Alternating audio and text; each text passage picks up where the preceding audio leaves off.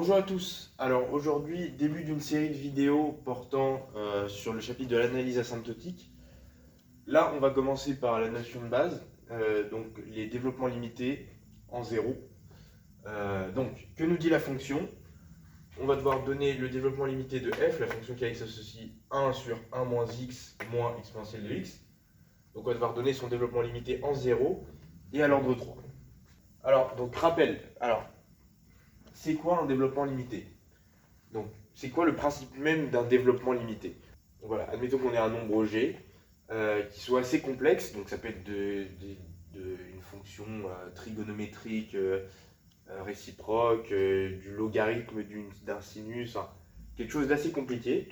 Et le développement limité, notamment 0, va nous permettre de dire que ce nombre, s'il est proche de 0, il sera égal à un certain polynôme que je vais nommer p de x, plus un petit reste en fonction de l'ordre dans lequel on dérive. Donc je vais mettre x puissance n, qui sera le plus haut degré de notre polynôme. Donc c'est donc ça l'enjeu du développement limité. On a une fonction qui est compliquée et on veut étudier cette fonction dans une région précise, en voisinage d'un certain point. Et à l'aide du développement limité, on va étudier non pas cette fonction, mais un polynôme accompagné d'un reste qui sera la marge d'erreur de l'approximation. J'en parlerai un peu plus tard. Donc, ce qu'il faut savoir, autre règle, donc opération. Donc, opération sur les développements limités. Alors, toutes les opérations sont permises. Donc, on a l'addition, ça implique la soustraction, on a la multiplication, on a la division, et enfin, on a la composition. Toutes ces opérations, on peut les faire sur les développements limités. L'associativité est vérifiée, tout ce que vous voulez. Bien sûr, pas la commutativité pour la composition, ni pour la soustraction, mais vous verrez qu'on peut utiliser toutes ces opérations sur les développements limités. Voilà. Et enfin, le truc de base, c'est que les développements limités, de quoi ils découlent? C'est des formules de Taylor. Donc il y en a plusieurs, Taylor-Lagrange, Taylor-Young. Là, on va plus s'intéresser à la plus connue, c'est-à-dire Taylor-Young. C'est-à-dire que le reste, on va le symboliser par un petit taux. Donc en 0, d'après les formules de Taylor-Young, prenons pour l'exponentielle de x, et ça c'est un développement limité usuel, c'est-à-dire que c'est un développement limité que vous devrez connaître par cœur, donc vous n'allez pas utiliser la formule de Taylor-Young pour trouver le développement limité d'exponentielle de x. Il faut le connaître par cœur. Donc en fait, si je l'écrivais en compréhension, ça serait la somme de k initialisé à 0 jusqu'à n des x puissance k sur factoriel de k. Ça, c'est l'exponentielle de x. Donc si je l'écris maintenant en expansion, ça me donnera 1 plus x carré sur factoriel de 2, ainsi de suite, plus x puissance n sur factoriel de n, plus un petit taux de x puissance n. Donc ça veut dire que tous les degrés supérieurs en 0 seront négligeables devant x puissance n sur n factoriel. Donc ça c'est le développement limité en 0 de l'exponentielle de x. Ça veut dire que c'est un développement limité vraiment à connaître par cœur. Vous n'allez pas utiliser Taylor-Young pour calculer ces termes. Bien sûr, si on vous demande une démonstration, d'où vous sortez ça? Oui, il faut utiliser Taylor-Young. Mais pour ce qu'on va faire, par exemple, ou pour aller vite dans des calculs, si le but c'est pas une démonstration rigoureuse, il faut apprendre les développements limités par cœur. L'exponentielle de x, c'est vraiment la base. On a un autre développement limité à connaître aussi, qui fait partie des développements limités usuels. Je ferai une vidéo précise où cette fois on va utiliser Taylor-Young pour les démontrer tous, mais là on va utiliser directement ce qu'on connaît par cœur. Là, c'est bien de préciser quand x au voisinage de 0, donc quand x est autour de 0 et en 0.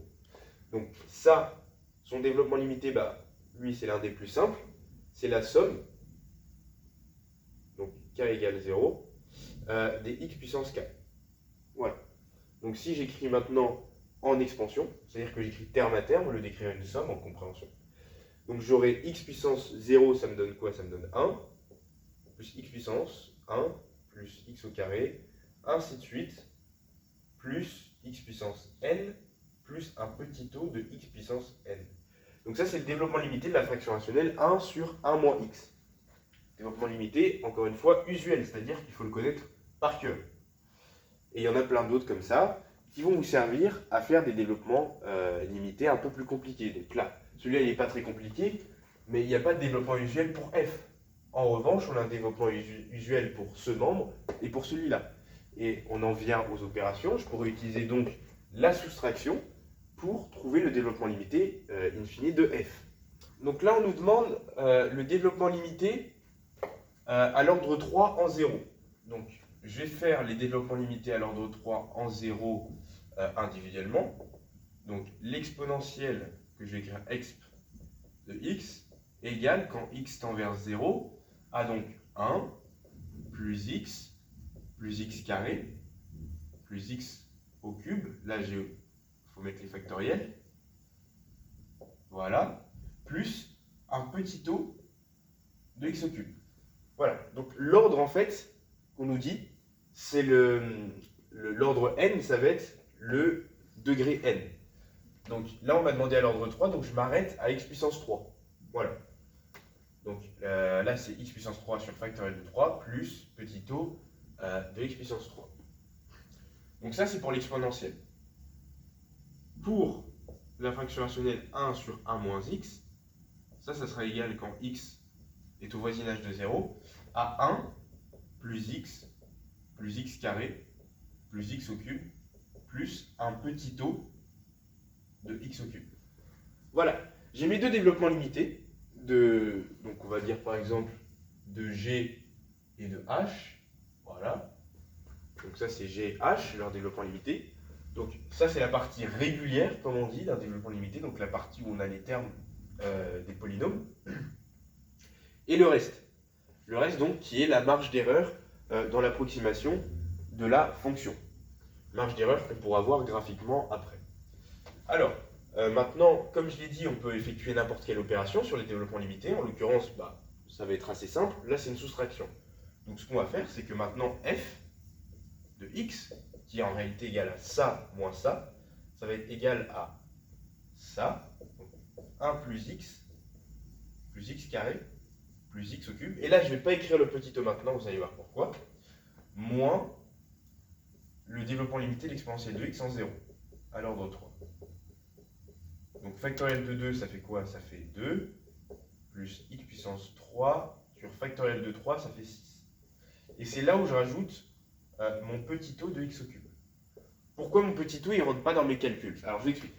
Les opérations sur les petits o, grand O aussi, c'est pas des nombres, on va dire, conventionnels. Ce petit o de x au cube, c'est pas le même que ce petit o de x au cube. Donc si j'ai lui fois lui, par exemple, ça ne va pas me donner petit o au carré de x au cube. Ce n'est pas la même quantité. Donc, si j'ai deux petits o là qui se baladent, ça reste quand même, de manière générale, un petit o de x au cube.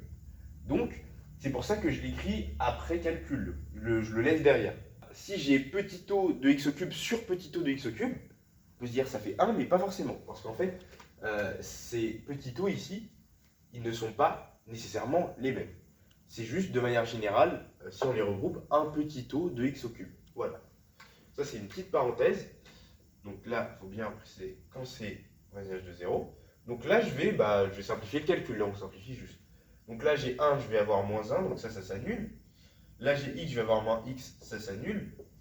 Donc là, je vais avoir x au carré plus... Non, x au carré moins x au carré sur 2 plus x au cube moins x au cube sur 6. Et on n'oublie pas petit o de x au cube.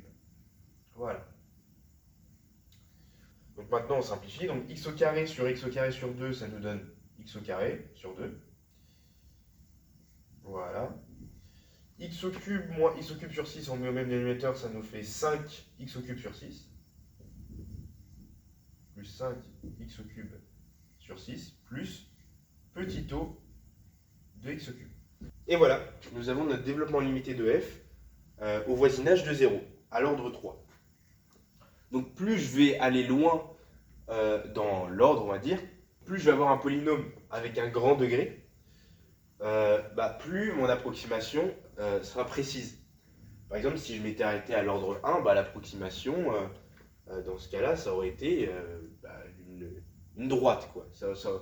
On aurait eu une approximation, mais qui n'est pas vraiment précise, utile, quoi.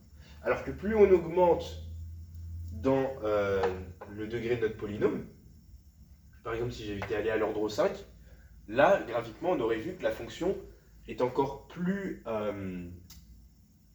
épouse encore plus la courbe représentative de f. Donc voilà, là je vous montre un enregistrement d'écran sur GeoGebra. Alors j'ai ma fonction f, donc ça c'est sur la courbe représentative, et maintenant j'ai ma fonction, j'ai mon développement limité, donc c'est-à-dire ce polynôme de degré 3. Et on voit qu'en 0, les fonctions elles se superposent en fait. Mon développement limité, il épouse la fonction. C'est-à-dire qu'au voisinage de 0, on aura des points, des images des deux fonctions qui seront quasiment les mêmes. Donc ça veut dire que par exemple si pour ce polynôme là je prends la valeur 0,2 et que je le rentre, j'aurai une valeur très proche de f en 0,2. Donc en fait le principe du développement limité c'est vraiment d'avoir un polynôme qui au voisinage d'un certain point, en l'occurrence de 0, a vraiment le même comportement. Donc voilà, ça c'était pour introduire les développements limités. Donc je vous attends sur les prochaines vidéos où là on va aborder les autres opérations et d'autres développements limités un peu moins conventionnels.